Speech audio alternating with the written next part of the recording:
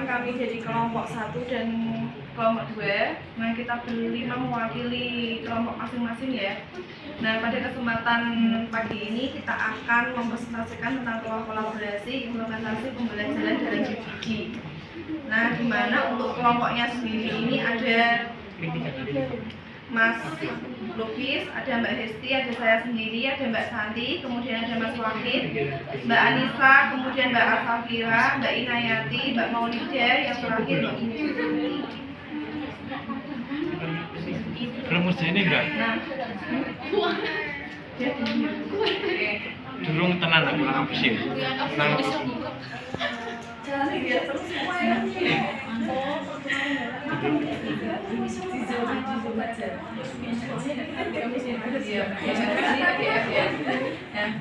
Oke teman-teman, jadi di dalam pasti ruang kolaborasi itu ada 2 ilustrasi ya. Yang pertama itu ada buku teks atau buku pegangan yang berfungsi sebagai salah satu sumber daya rujukan untuk dikaji sebagai landasan desain pembelajaran dengan tujuan yang lebih spesifik dan hasil pembelajaran. Nah, biasanya guru di sini itu juga menggunakan yang namanya buku teks atau buku pegangan guru ya. Nah, kemudian yang kedua itu ada ilustrasi. Buku teks atau buku pegangan adalah silabus atau penuntun seluruh kegiatan pembelajaran. Jadi tidak ada tujuan eksplisit di luar buku teks yang digunakan. Jadi ada 2 pertanyaan teman-teman di sini. Yang pertama yaitu ilustrasi mana yang sering Anda lakukan? Ilustrasi yang pertama atau yang kedua? Dan mengapa kelompok Anda memilih ilustrasi tersebut? Kemudian disuruh untuk menjelaskan. Kemudian yang kedua, ada ilustrasi mana yang menurut Anda cocok dan sesuai untuk peserta didik yang kekinian? Jelaskan. Nah, untuk kedua pertanyaan ini akan dijawab oleh teman saya. Yang pertama akan dijawab oleh Mbak Umi ya. Pada Mbak Umi saya persilakan. Ya, Mbak Linda. Dari ilustrasi yang sudah dipaparkan Mbak Linda tadi, kelompok kami itu menggunakan ilustrasi 2 karena dalam mendesain pembelajaran guru harus membuat rancangan pembelajaran berpedoman menggunakan silabus. Nah, di sini silabus merupakan rencana pembelajaran yang diperlukan sebuah proses pembelajaran di sekolah dilaksanakan dalam jangka waktu yang sudah ditentukan. Nah, silabus di sini juga disusun oleh gurunya sendiri. Nah, karena disusun oleh gurunya sendiri, maka guru tersebut sudah mengetahui karakteristik peserta didik, kemudian kondisi sekolah dan lingkungannya. Dalam pembuatan perencanaan pembelajaran, guru harus menyesuaikan dengan tujuan kurikulum yang dibuat oleh pemerintah. Pengelolaan kegiatan pembelajaran, penyediaan sumber belajar yang tidak dibatasi, dan pengembangan sistem penilaian kemudian sebagai ukuran dalam melakukan penilaian keberhasilan suatu program keberhasilan. Ya.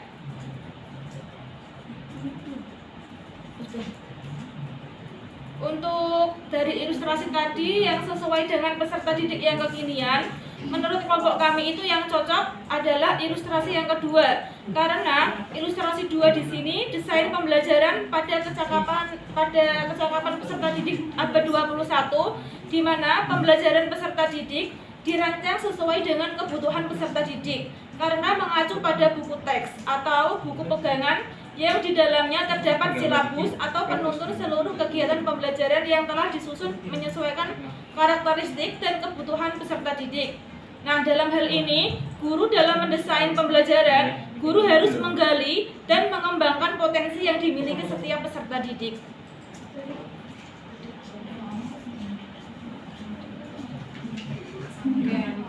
Baik, terima kasih Mbak Umi. Nah, untuk yang selanjutnya teman-teman, ini juga ada ya ilustrasi 1 dan ilustrasi 2. Nah, di mana ilustrasi 1 ini adalah hasil belajar yang diinginkan membutuhkan penilaian unjuk kerja yang bersumber dari keilmuan sebagai konten buku teks. Kemudian yang ilustrasi kedua itu tentang penilaian yang terdiri atas tes, kemudian ada tes pengetahuan, ada sikap, kemudian keterampilan yang ada pada buku pegangan dan mungkin terpisah begitu ya. Nah, jadi di sini juga ada 2 pertanyaan, yaitu yang pertama, ilustrasi mana yang sering Anda lakukan? Nah, seperti itu. Kemudian yang kedua, ilustrasi mana yang menurut Anda cocok dan sesuai dengan peserta didik yang kekinian? Nah, untuk jawaban dari pertanyaan ini akan disampaikan oleh Mbak Santi. Kepada Mbak Santi saya persilahkan. Ilustrasi mana yang sering dilakukan? Ilustrasi 1 atau 2? Dan mengapa kelompok kami memilih ilustrasi tersebut? Menurut kelompok kami, ilustrasi yang sering kami lakukan menggunakan ilustrasi 2 karena dalam penilaian diri sudah mencakup semua aspek penilaian, yaitu penilaian tes, pengetahuan, sikap, dan keterampilan yang masih berdasarkan satu buku teks. Lalu menurut kelompok kami, ilustrasi yang cocok digunakan untuk peserta didik kekinian adalah ilustrasi 2 karena dengan menggunakan tes pengetahuan, sikap, keterampilan peserta didik dapat belajar dan mengetahui hasil belajarnya dari pengetahuan, sikap, dan keterampilannya, tidak hanya berdasarkan salah satu aspek saja. Kemudian yang terakhir ini ya, ada ilustrasi dan ilustrasi masih ada lagi ya. Ya, ada ilustrasi 1 dan ilustrasi 2. Nah, di mana dalam ilustrasi pertama itu ada buku teks tidak digunakan berdasarkan urutan penomoran karena urutan membaca buku teks berdasarkan urutan tujuan pembelajaran yang diinginkan.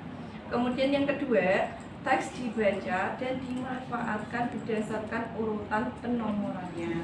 Nah, di mana di sini juga ada 2 pertanyaan, yaitu yang pertama, ilustrasi mana yang sering Anda lakukan? Nah, kemudian yang kedua, ilustrasi mana yang menurut Anda cocok dan sesuai dengan peserta didik yang dipunya. Nah, untuk jawabannya akan disampaikan oleh Mbak Asafira. Kepada Mbak Asafira saya persilakan. Ilustrasi mana yang sering Anda lakukan, 1 atau 2, dan mengapa kelompok Anda memilih ilustrasi tersebut? Jelaskan. Menurut kelompok kami, ilustrasi yang sering kami lakukan menggunakan ilustrasi 2 di mana teks baca dan dimanfaatkan berdasarkan urutan penomorannya. Hal ini karena teks yang dibuat dengan penomoran merupakan teks yang disusun secara terorganisir atau terstruktur berdasarkan kronologi untuk mencapai atau mengarah pada suatu tujuan pembelajaran.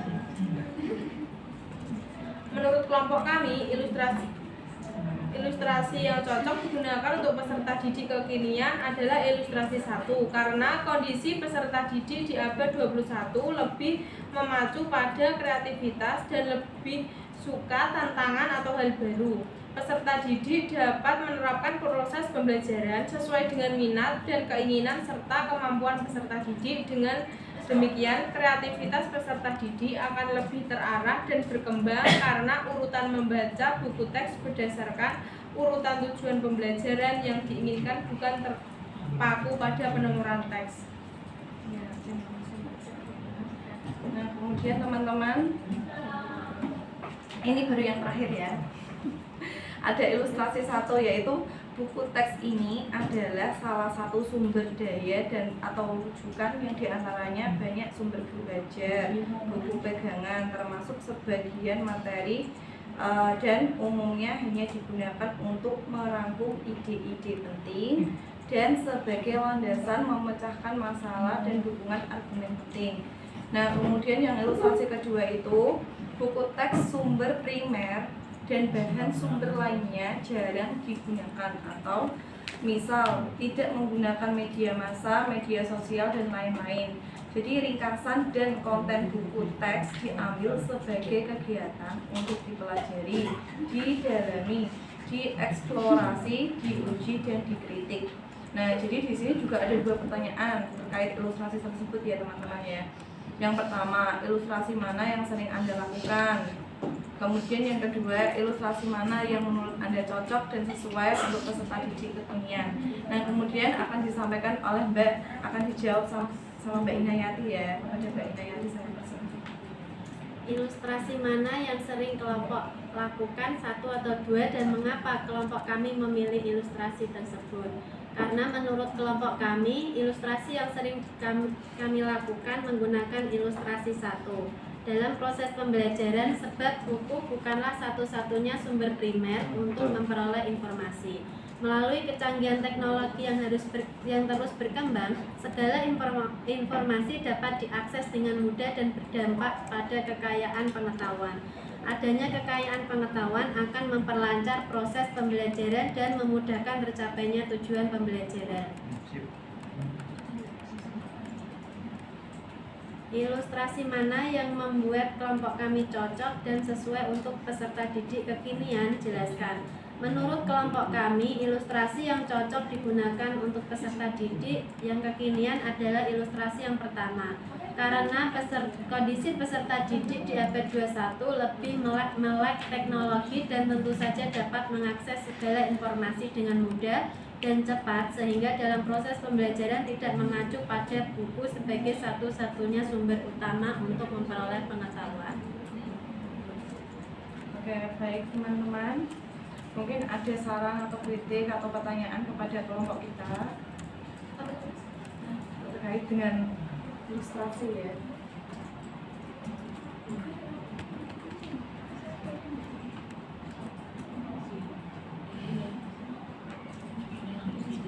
Mungkin dari kelompok 3 atau kelompok 4 ada tambahan.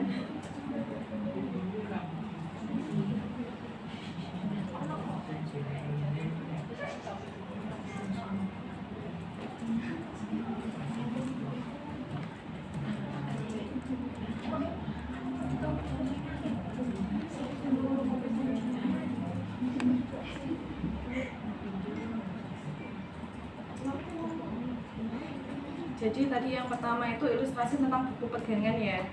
Kemudian yang kedua tadi penilaian. Nah, di mana kelompok kami tadi kan ada penilaian menggunakan lebih condong ke penilaian yang pengetahuan, ada sikap, keterampilan, karena itu lebih lengkap. Nah, kemudian yang ketiga itu tentang buku teks ya.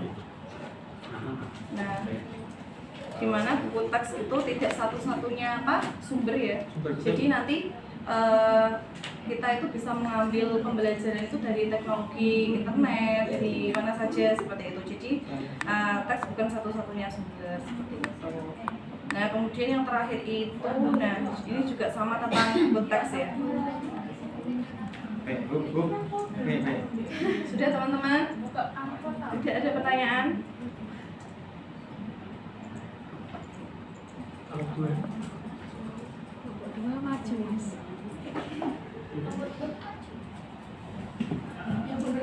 Berarti gambar atau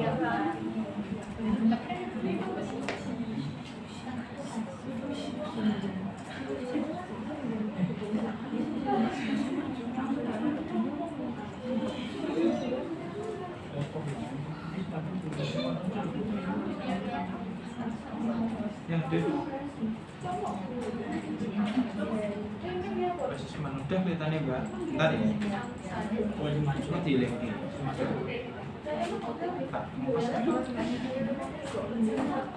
Coba teman-teman, saya ingin bertanya. Siapa yang jawab? Mas Fuad. Hadir.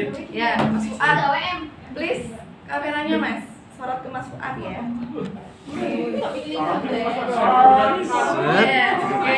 Oke, Mas Fuad. Kira-kira Mas Fuad kalau disuruh untuk membelajari murid ya, membelajari muridnya ya, disuruh jadi guru seperti itu ya. Lebih memilih kepada buku teks atau lebih kepada teknologi, Mas? Kira-kira pendapatnya Mas Fuad bagaimana? Buku teks atau? Buku teks atau lebih kepada teknologi seperti Kalau, dari iya. internet atau sumber lainnya? Terima kasih Mbak, kakak saya. Jadi keduanya itu memang diperlukan, antara guru dengan teknologi, antara buku dengan teknologi itu saling berkaitan antara satu dengan yang lain. Artinya jika salah satu ditinggalkan, maka ya tidak bisa. Buku sebagai primer pun tidak bisa. Ada yang mengatakan buku sebagai primer juga oke. Kalau di Jawa itu sekarang sekunder. Artinya buku itu digunakan untuk menambah wawasan. Kalau di Papua, kemudian di 3T, wilayah 3T, terdepan, terbelakang, terluar ya. Itu mungkin masih menggunakan primer. Masih buku itu sebagai pegangan yang utama atau bukan primer. Kenapa? Karena di sana itu teknologi belum semasif yang ada di Jawa. Maka dari itu tergantung situasi, kondisi, dan toleransi. Cukup. Super sekali jawabannya ya. Nah, mungkin saya ingin mendengar pendapatnya lagi. Boleh ya teman-teman ya? Boleh. Oke. Mungkin dari Mbak Siru. Mbak Siru ya. Nah, kira-kira Mbak Siru itu lebih prefer kepada yang mana? Penilaian unjuk kerja atau penilaian yang terdiri dari tadi pengetahuan, sikap, keterampilan. Nah, karena kalau dari penilaian pengetahuan, sikap, keterampilan itu kan lebih banyak ya. Kira-kira Mbak Siru kalau disuruh milih itu lebih pilih yang mana? Ilustrasi 1 atau 2? Kalau saya sebagai guru itu saya milihnya di